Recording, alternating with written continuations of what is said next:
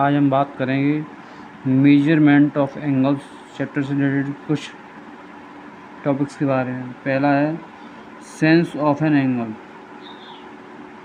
Sense of an angle.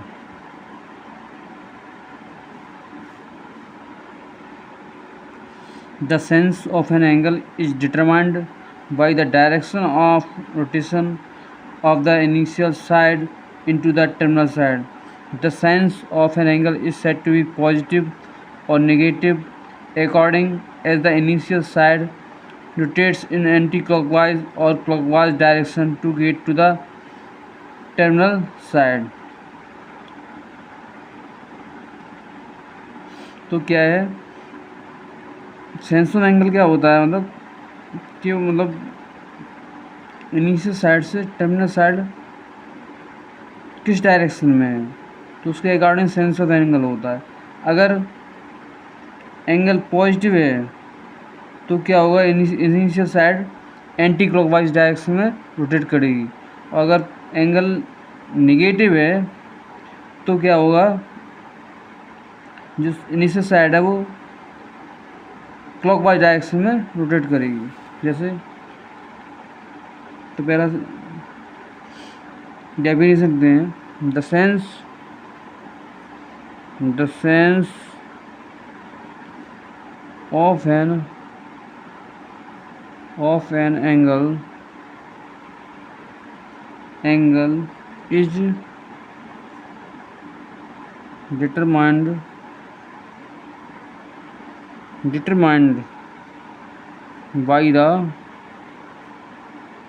by the direction of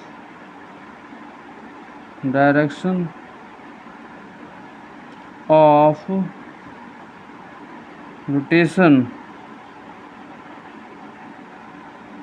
of the initial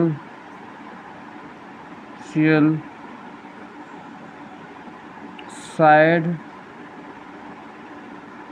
into the terminal side, तो sense of an angle क्या है, by the direction of rotation of the initial side into the terminal side, यानी कि angle की जो initial side है वो किस डायरेक्शन में रोटेट हो रही है, उससे हमें पता चलता है कि एंगल पॉजिटिव या नेगेटिव है। जैसे कि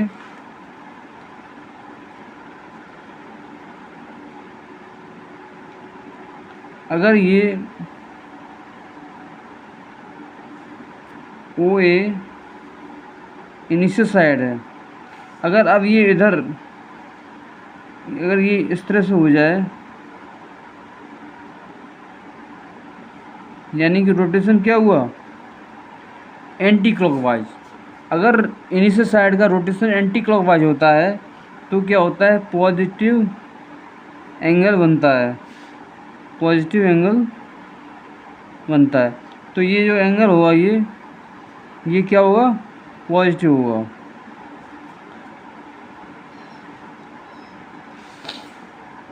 इसी तरह से और देख सकते हैं, अगर मान लो वो क्या है, इनिशियल साइड है, अब ये रोटेट हो रही है और इस तरह से ये रोटेट हुई है, यानी कि एंटी क्लॉकवाइज डायरेक्शन, तो ये क्या होगा, एंगल क्या होगा, थीटा क्या होगा, पॉजिटिव होगा। अब देखिए, अब अगर क्या हो, इनिशियल साइड क्या ओ ए हो और ये इस तरह से रोटेट हो, इस तरह से, यानी कि एंटी क्लॉकवाइज डायरेक्शन में रोटेट हो, तो ये एंगल कैसा होगा, माइनस थीटा होगा। तो हमें ध्यान रखना है कि अगर पॉजिटिव एंगल बनेगा, पॉजिटिव एंगल तभी बनता है जब initial side anti clockwise direction में रोटेट होती है, और नेगेटिव एंगल तभी बनता है जब इनिशियल साइड, एंगल की जो इनिशियल साइड है वो क्लॉकवाइज डायरेक्शन में रोटेट होती है।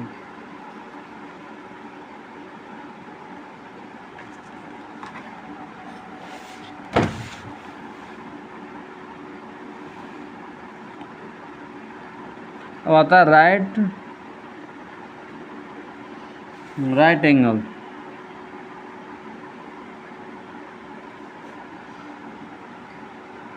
If the revolving ray starting from its initial position to final position describe 1/4 of a circle, then we say that the measure of the angle formed is a right angle. इसकी definition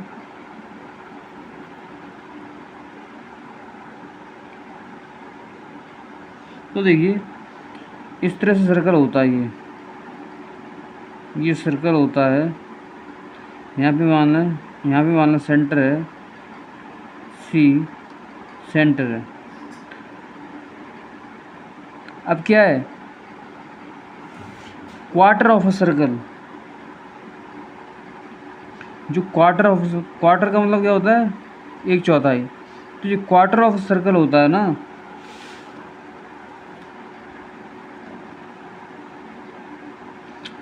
quarter of circle तो मतलब जो angle बनता है उसको बोलते हैं हम राइट एंगल।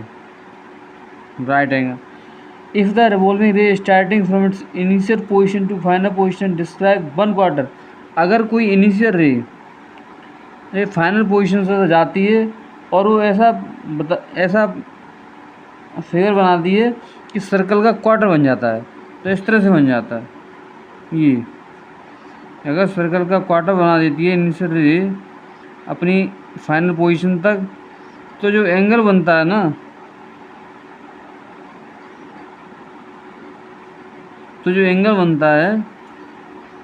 वो क्या होता है, राइट एंगल।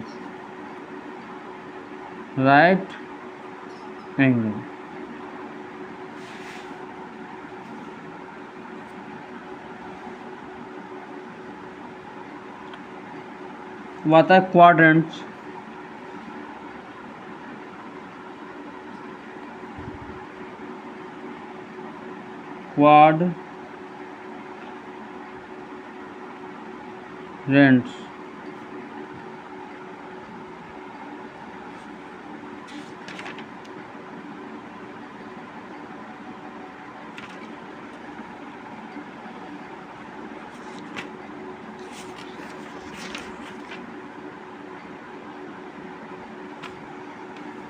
इस तरह से देखिए,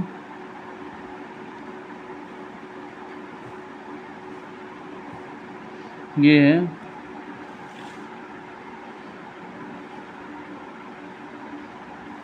एक्स डैश और एक्स वाई और वाई डैश। तो इस तरह से अगर जो दो परपेंडिकुलर लाइंस होती हैं एक्सिस, अगर वो जहाँ एक दूसरे को इंटरसेक्ट करती हैं, तो इस तरह से हमें 4 पार्ट्स दिखाई पड़ते हैं। इसमें इसको बोलते हैं फर्स्ट क्वाड्रेंट,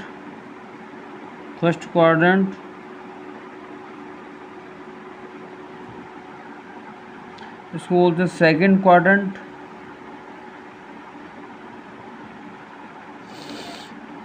और इसी तरह से ये होता है third quadrant,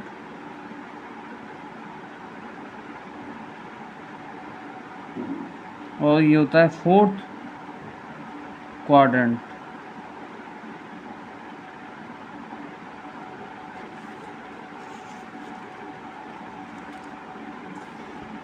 let x dash ox and y oy dash be two lines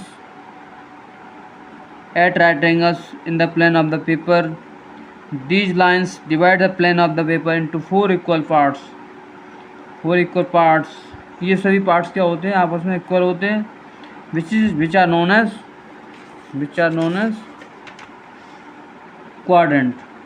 The lines x dash ox and y o y dash are known as x-axis and by axis respectively. तो ये क्या होती है, x axis होती है। जो ये होती है ना वो होती है एक्स एक्सिस, एक्स एक्सिस, और ये होती है परपेंडिकुलर, ये होती है by axis. These two lines taken together are known as the coordinate axis। अब इनको अगर एक साथ बोलें तो इनको बोलेंगे हम कोऑर्डिनेट एक्सिस, यानी कि X axis and Y axis, इनको साइमल्टेनियसली क्या बोला जाता है, coordinate axis, coordinate axis.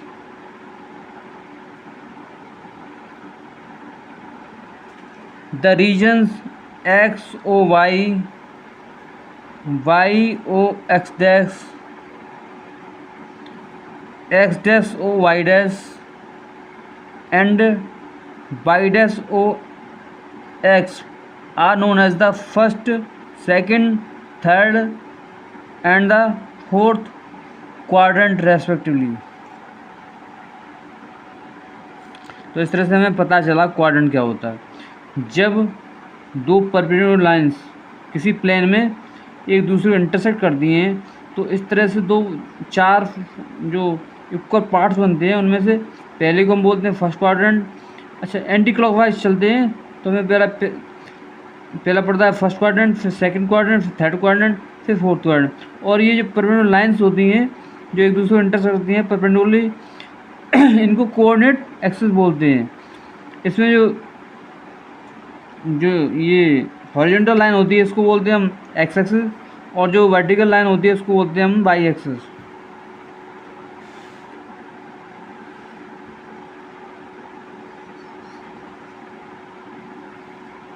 Next है angle in standard position. Angle in standard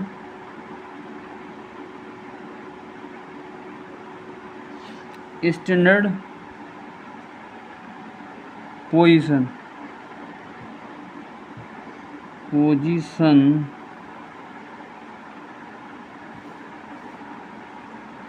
an angle is said to be in standard position if its vertex coincide with the origin O and the initial side coincide with OX, it is positive direction of the x-axis।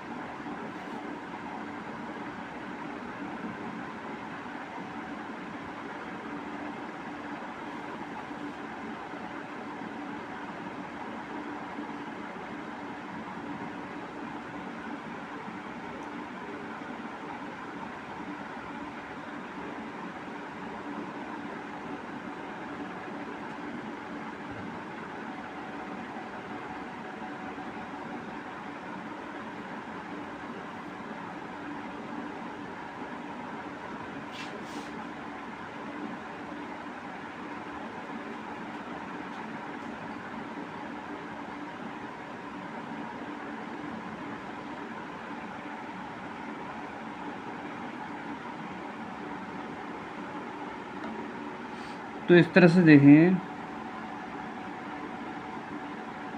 ये है हमारे quadrants और ये axis हैं, X dash X Y dash. अब अगर क्या हो, किसी भी एंगल को स्टैंडर्ड पोजीशन तभी बोला जाएगा अगर इसका वर्टेक्स क्या हो, ऑरिजिन हो, वर्टेक्स ऑरिजिन हो, और जो इनिशियल साइड है वो किससे कौन साइड हो, ओ एक्स से, यानी कि positive direction of X axis. इस तरह से तो इस angle standard position, angle in standard position, तो इसको बोलें angle in standard position.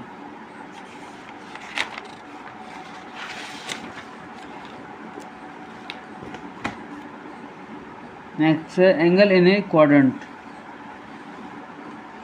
Angle in a quadrant.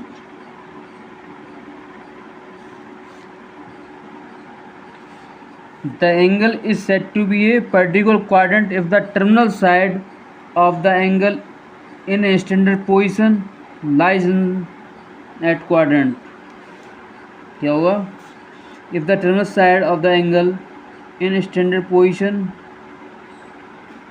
lies in that quadrant.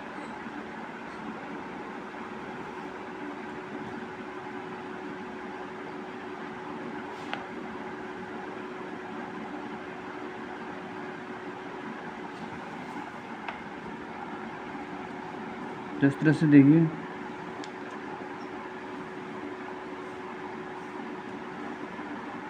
Y dash O X H dash. अब देखिए, ये फर्स्ट क्वाड्रेंट है, ये सेकंड है, ये थर्ड है, ये फोर्थ है। अब क्या है आपको बताना, एंगल इन क्वाड्रेंट। तो इसमें क्या देखना है हमें,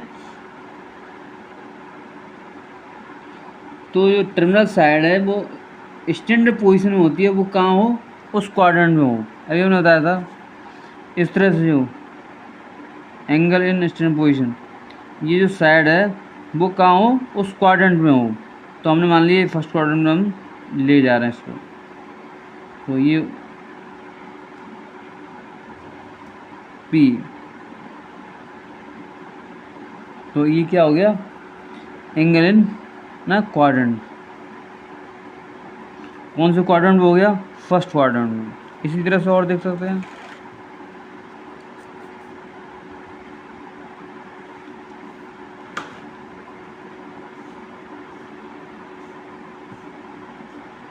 x dash O X Y O Y dash.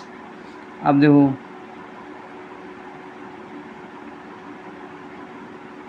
अगर ये हो इस तरह से, तो ये सेकंड क्वाड्रेंट में है, एंगल इन सेकंड क्वाड्रेंट। इस तरह से हम देख सकते हैं।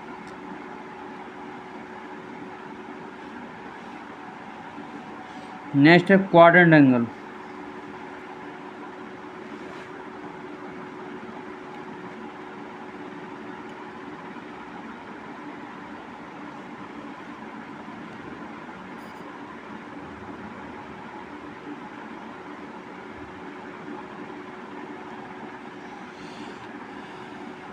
Quadrant angle,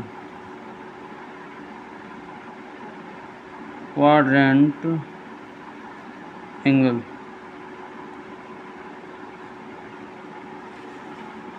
An angle is said to be a quadrant angle if the terminal side coincides with one of the axes. अब क्या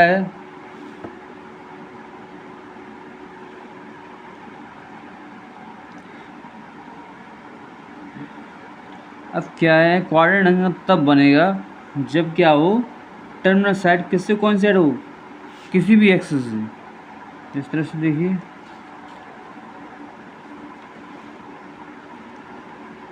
तो क्वाड्रेंट एंगल कब बनेगा, जब टर्मिनल साइड किसी भी एक्सिस से क्या हो, किसी भी एक्सिस से क्या हो, कोइंसाइड हो, किसी भी एक्सिस से क्या हो, कोइंसाइड हो। तो अगर हमने ऐसे ले लिया इस तरह से, तो ये टर्मिनल साइड क्या है, इस वाई ओ वाई डैश से क्या है, कोइंसाइड है। तो ये क्या बनेगा, क्वाड्रेंट एंगल। तो इसको बोलेंगे हम क्वाड्रेंट एंगल, क्वाड्रेंट एंगल।